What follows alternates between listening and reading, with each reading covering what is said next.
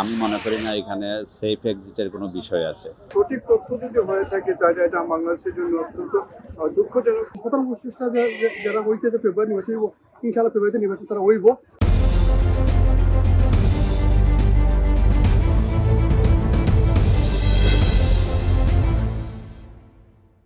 বর্তমান সরকার গণ অভ্যুত্থানের সরকার, আমি মনে করি না এখানে সেফ এক্সিটের কোনো বিষয় আছে।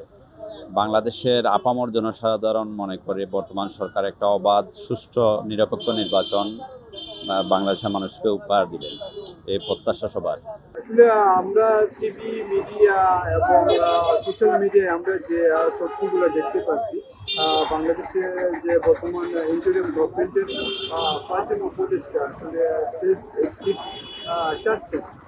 সে নাগরিক কমিটির যে নেতা এই অভিযোগ করেছেন, আসলে আমরা সাধারণ মানুষের বেশি মনে করি যে এই তথ্য আসলে কতটুকু সত্য এবং সত্যতা কি, এটা সঠিক তথ্য যদি হয়ে থাকে তাহলে এটা বাংলাদেশের জন্য অত্যন্ত দুঃখজনক। তবে আমরা চাই বাংলাদেশ সাধারণ নাগরিক যে বাংলাদেশে যে ইন্টারিম গভর্নমেন্ট রয়েছে সেই গভর্নমেন্ট বাংলাদেশে একটি সুষ্ঠু সুন্দর অবাধ নিরপেক্ষ নির্বাচনের মাধ্যমে তারা নির্বাচিত সরকারের যে দায়িত্ব হস্তান্তর করবে।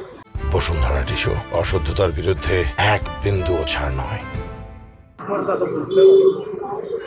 এখন যে সরকার রাষ্ট্রীয় চালাচ্ছে, ঠিক আছে, ওনারা ভালোভাবেই সেফটি চালাচ্ছে এবং রাষ্ট্রীয় ক্ষেত্রে অনেক ভালোই সুন্দরভাবে রাষ্ট্রীয় চালাচ্ছে এবং ওনাদের সেফটি কোনো যাওয়ার চিন্তা ভাবনা নেই।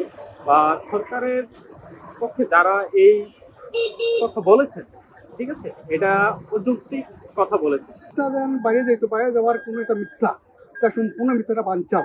তারা আবার এই প্রদেশে আইবা সুন্দরভাবে তারা প্রদেশগুলো সুন্দরভাবে তারা প্রধান প্রচেষ্টা যারা হয়েছে যে ফেব্রুয়ারি নির্বাচন ইনশাআল্লাহ ফেব্রুয়ারিতে নির্বাচন তারা হইব। আর কিন্তু কিছু কমলা আছে এরা স্যার এই যে দেশটার বাঞ্চা হওয়ার লাগিয়া নির্বাচনটা আর পিছনে লাগিয়া আবার নতুন করে আরেকটা জাগরণ সৃষ্টি হইতো।